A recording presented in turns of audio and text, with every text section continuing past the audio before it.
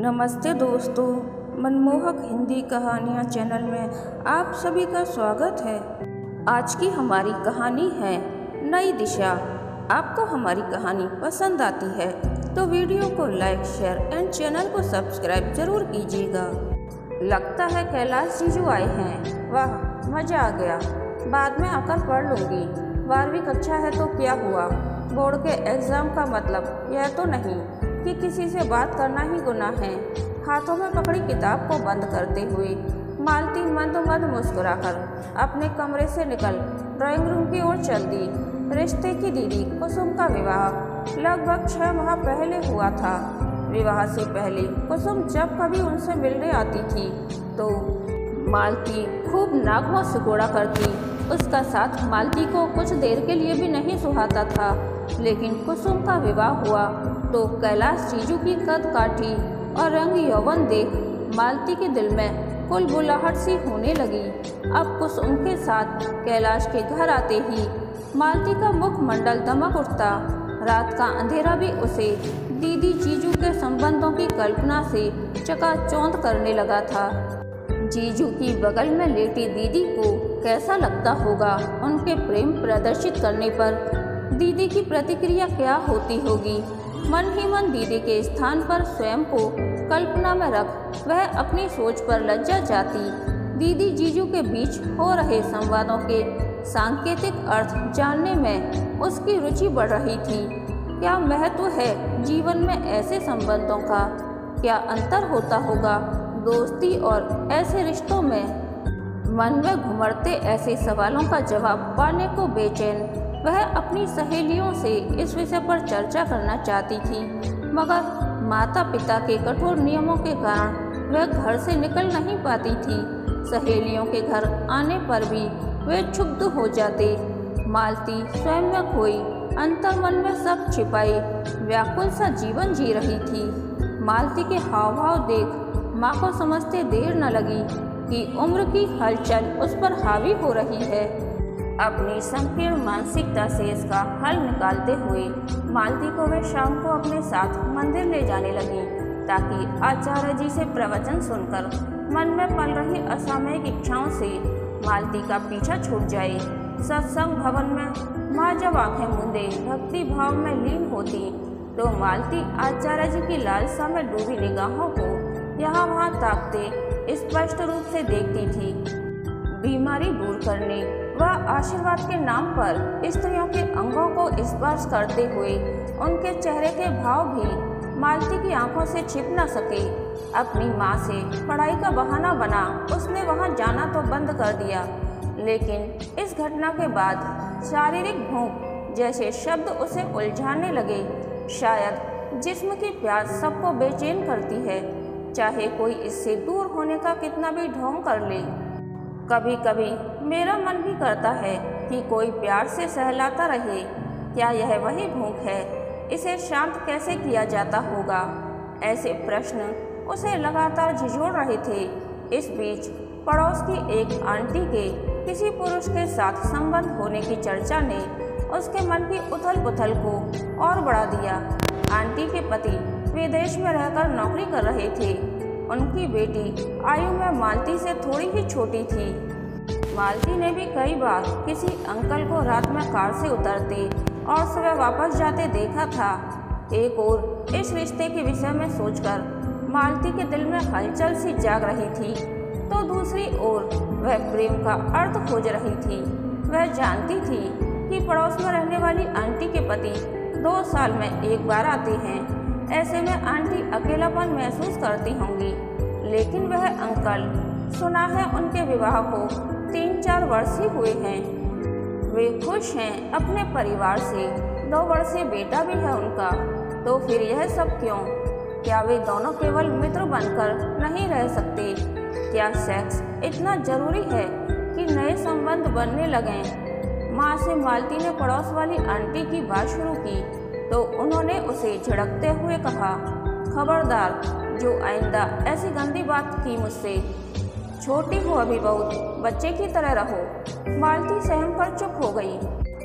एक दिन अपने घर मिलने आए मामा को वह चाय देने कमरे में पहुंची तो मोबाइल पर उनको किसी से मीठी आवाज़ में बातें करते पाया। दरवाजे की ओर मामा की भीड़ थी, इसीलिए उसकी उपस्थिति से अनभिज्ञ मामा नटखट अंदाज में द्विअर्थी संवाद बोलते हुए खिलखिलाकर हंस रहे थे। मालती के सामने जाते ही अचकचाकर अभी करता हूँ फ़ोन कहकर उन्होंने कॉल काट दी। मोबाइल सामने टेबल पर रख वे निगाहें बचाते हुए हड़बड़ाकर वॉशरूम में घुस गए। कुछ देर पहले तो मामा जी माँ से मामी जी की शिकायत कर रहे थे और अब इतनी प्यार भरी बातें, कहीं वे भी पड़ोसी आंटी की तरह। मालती ने झट से मोबाइल उठाकर ताज़ा कॉल का नंबर देखना चाहा। मोबाइल को टच करते ही व्हाट्सएप खुल गया। शायद मामा की बातचीत व्हाट्सएप कॉल के माध्यम से हो रही थी। सबसे ऊपर की चैट में किसी महिला की डीपी लगी थी। मालती ने झटपट चैट खोली तो इश्क में रंगी हुई बातचीत पढ़ते हुए उसका दिल धड़क उठा। मामा द्वारा ली गई एक सेल्फी भी दिखी, जिसमें मामा किसी होटल के बिस्तर पर उस महिला के साथ लेटे हुए थे। हैरत में पड़ी मालती मोबाइल टेबल पर रख चुपचाप अपने कमरे में चली गई। अपनी मम्मी से इस बारे में बात करने का बहुत मन था मालती का, लेकिन चाहकर भी वह ऐसा न कर सकी। उस रात मालती को नींद नहीं आ रही थी। शालिनी मामी सी खूबसूरत पत्नी के होते हुए उस महिला के चक्कर में क्यों है मामा? डीपी में दिखने वाली महिला तो मामी के सामने कहीं ठहरती ही नहीं। कहीं उसने ही फुसलाकर मामा को अपनी ओर तो नहीं कर लिया, लेकिन मामा क्यों मान गई? क्या शारीरिक सुख इतना अहम है कि सभी आंखें मूंदे उस रास्ते पर चलना चाहते हैं? या फिर ऐसा तो नहीं कि मामी अपने पति की इच्छाएं पूरी नहीं कर सकीं, कि उन्हें किसी और से प्रेम की चाहत है? पुरुष की क्या अपेक्षाएं होती होंगी एक पार्टनर से? क्या मैं अपने साथी को वह सब दे सकूंगी जो उसे चाहिए ताकि वह भटक ना पाए? कौन बताएगा यह सब? किसी पुरुष से नज़दीकी हो तो शायद इस विषय में जान पाऊँ। सोचते हुए मालती को नींद आ गई।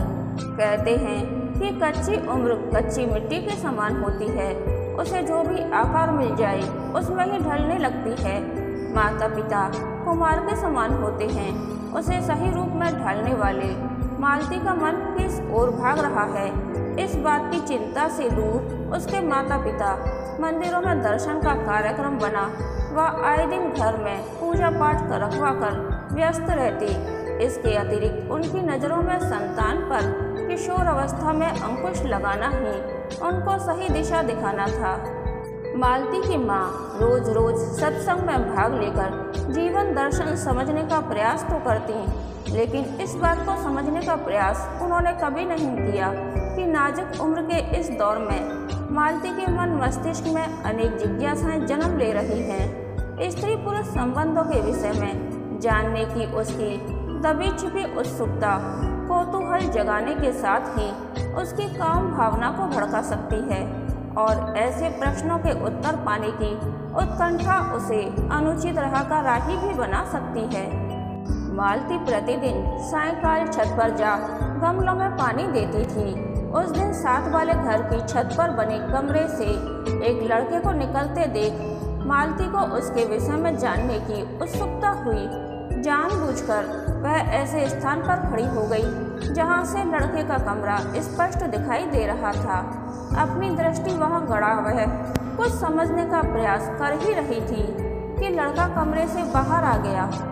औपचारिकता से भरी मुस्कुराहट के बाद उसने मालती को अपना परिचय दिया। अभिसार नाम था उसका। प्रतियोगी परीक्षाओं की तैयारी करने के साथ ही वह बीए कर रहा था। पड़ोस की छत पर बना कमरा उसने किराए पर लिया था।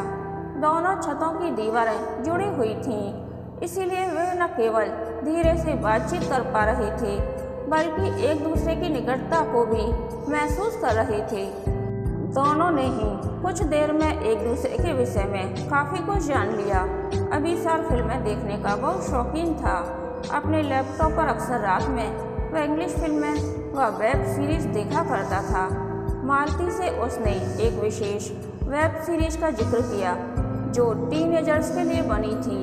अभिसार की बातें सुन मालती का दिल भी उस सीरीज को देखने के लिए मचल उठा। अभिसार ने उसे यह कहते हुए कि कल उसका ऑफ डे है, उसे अपने कमरे में अगले दिन आने का निमंत्रण दे दिया। अभिसार से हुई उसकी छोटी सी भेंट ने मालती को अंदर तक हिला दिया। बार बार उसे वह पल गुदगुदा रहा था जब अभिसार से बातें करते हुए दीवार पर रखे उसके हाथ अभिसार के हाथों को छू रहे थे। अगले दिन मम्मी के मंदिर जाते ही वह छत पर चली गई। अभिसार तो इंतजार में पहले से ही खड़ा था।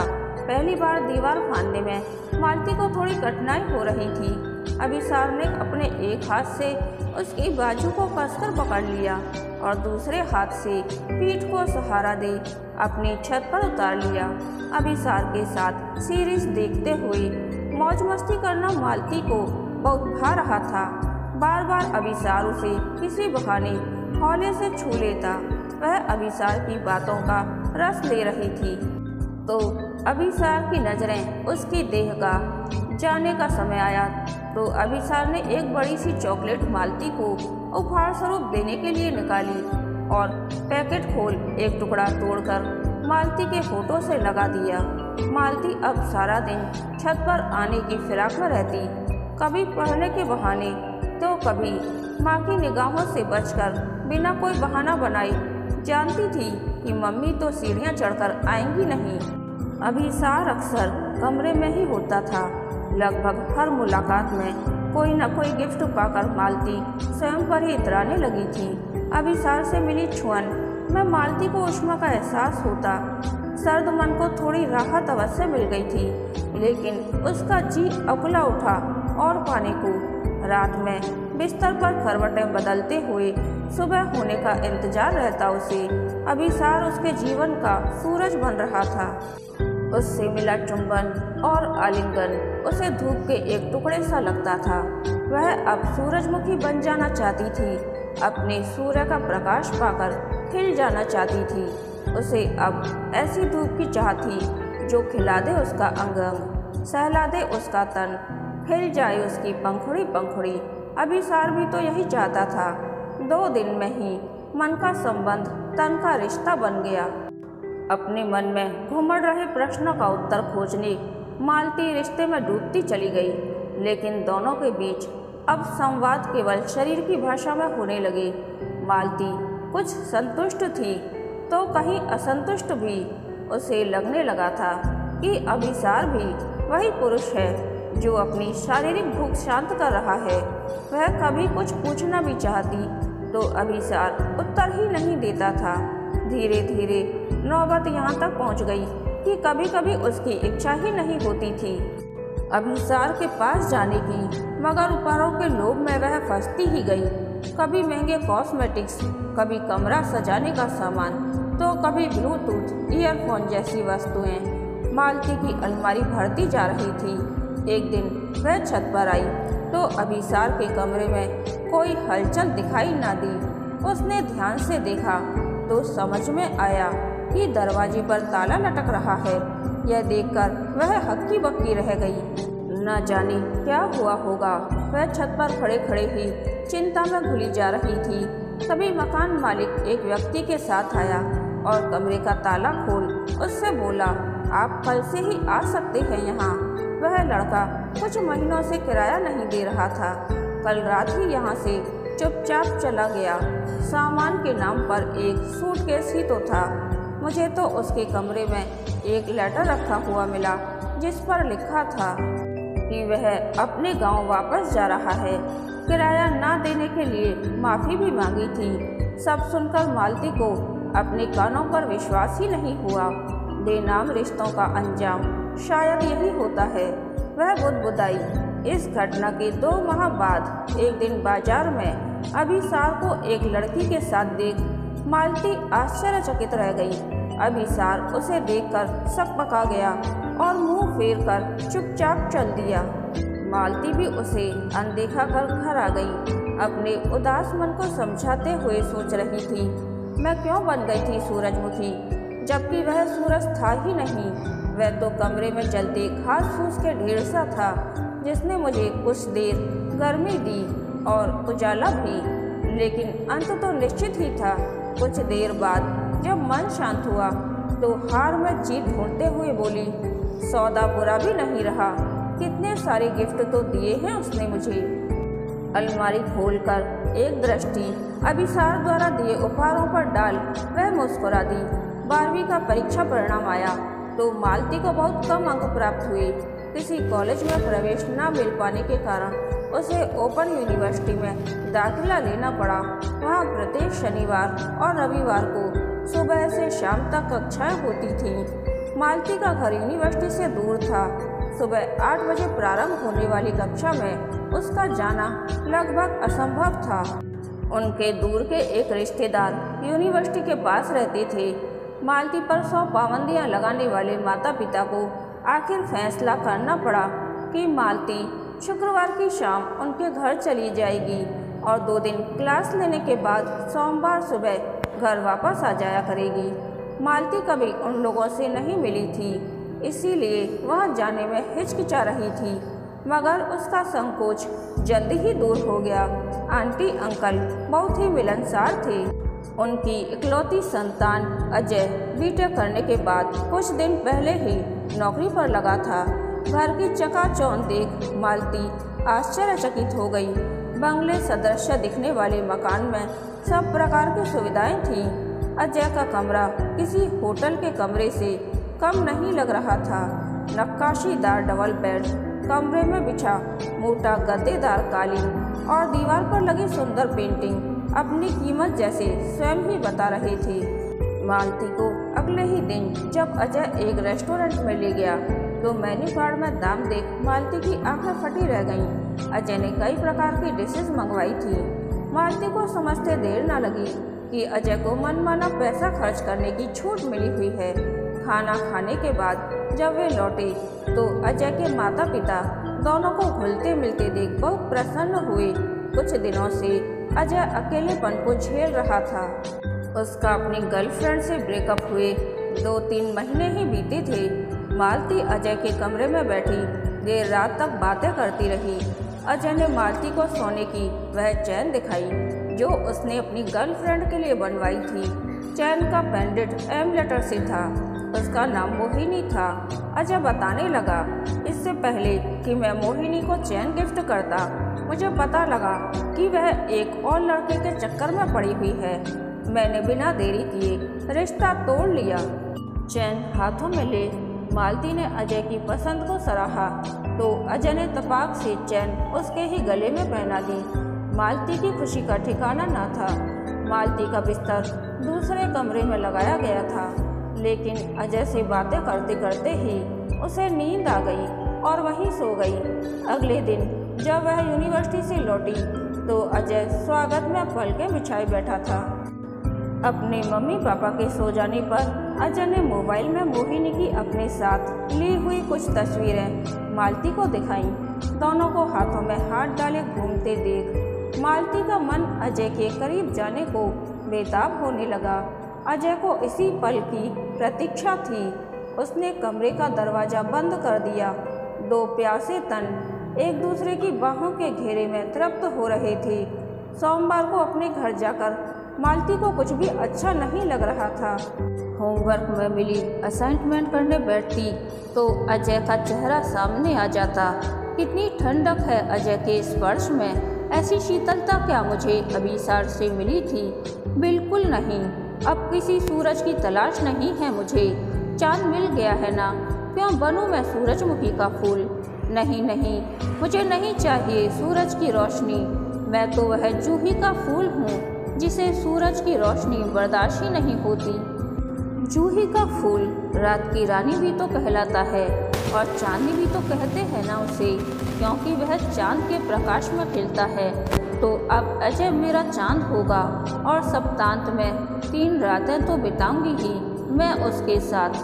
अपने आप से कहते हुए ख्यालों में ही वह अजय को चूमने लगी। मालती को सप्ताह के अंत की प्रतीक्षा व्याकुलता से रहती थी। वह सचमुच अजय की रानी बन गई थी, उसकी रातों को महकाने वाली रात की रानी। कक्षा में वह ना तो कुछ सुनती और न ही समझ पाती। क्योंकि अक्सर पूरी रात अजय के साथ जागते जागते ही बीतती थी। कुछ अधूरी नींद तो कुछ मदहोशी के कारण मालती को कक्षा में नींद के झोंके आते रहते, लेकिन अजय से रिश्ते के आगे उसे कुछ भी नहीं सूझता था। दिन पंख लगाए उड़ रहे थे। प्रत्येक सप्ताह इम्पोर्टेंट परफ्यूम, ब्रांडेड कपड़े, मोबाइल, कैमरा व पर्स जैसी महंगी वस्तुएं अजय उसे गिफ्ट के तौर पर देता तो रात में उसके जिस्म को निचोड़ कर रख देता। इधर कुछ दिनों से मालती को यूरिन पास करते समय तेज दर्द होने लगा। खुजली और जलन भी होती, बार बार टॉयलेट जाने की इच्छा होती, लेकिन यूरिन बहुत ही कम होता। बुखार और थकावट भी रहने लगी थी। जब अजय को उसने इस विषय में बताया तो वह सांत्वना देने या मदद करने के स्थान पर कन्नी काटने लगा। सप्ताहांत में जब मालती उसके घर आती तो वह बहाने से कहीं और चला जाता।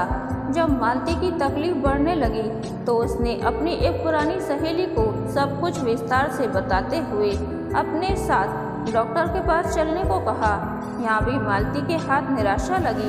सहेली ने न सिर्फ साफ शब्दों में इनकार कर दिया बल्कि यह भी कहा, तेरी करनी है, तू ही भुगत। जब दर्द बर्दाश्त के बाहर हो गया तो मालती मम्मी से पुस्तकें खरीदने के बहाने कुछ पैसे लेकर यूनिवर्सिटी के निकट एक नर्सिंग होम में चली गई। डॉक्टर ने कुछ दवाएं और टेस्ट लिख दिए। मालती तब बेहद चिंतित हुई जब टेस्ट की रिपोर्ट आने पर उसे पता लगा कि उसे यूरिनरी ट्रैक्ट इन्फेक्शन हुआ है। इलाज व कुछ अन्य टेस्ट करवाने के खर्च की जानकारी सुन उसके होश उड़ गए। इन दिनों उसकी एक नई मित्र बनी थी, स्नेहा।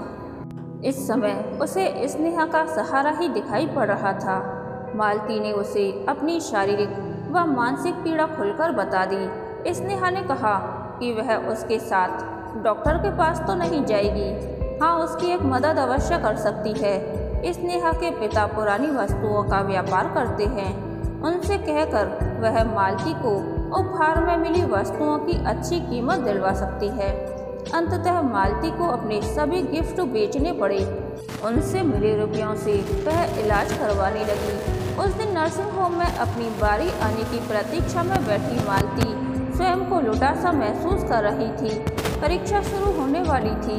मालती धीरे धीरे स्वस्थ तो हो रही थी, मगर यह सोचकर बहुत दुखी थी कि इस बार भी वह परीक्षा में अच्छा प्रदर्शन नहीं कर पाएगी। पूरे साल तो उसका मन पढ़ाई में लगा नहीं था और अब यह मुसीबत। मालती का जी चाह रहा था कि वह चिल्लाकर जोर जोर से रोने लगे। तुम्हारे घर वाले इतनी जल्दी क्यों कर देते हैं तुम्हारी शादी? डॉक्टर के कमरे से आवाज आई तो मालती जैसे अपने में लौट आई।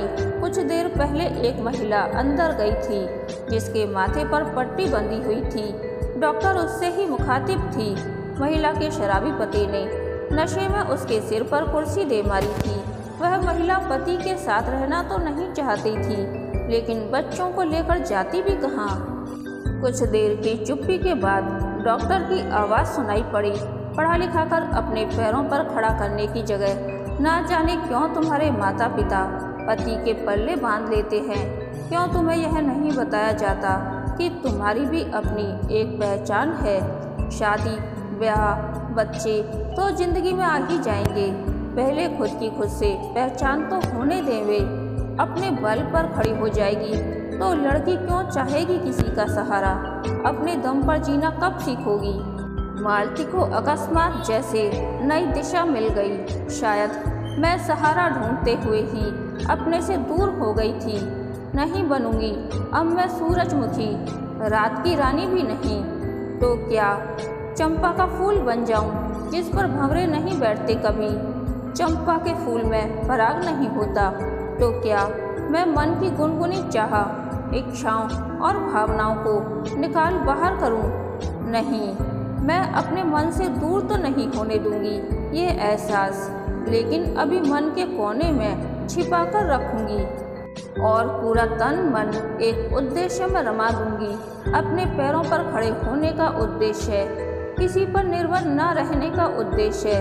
क्यों बनूं मैं कोई फूल?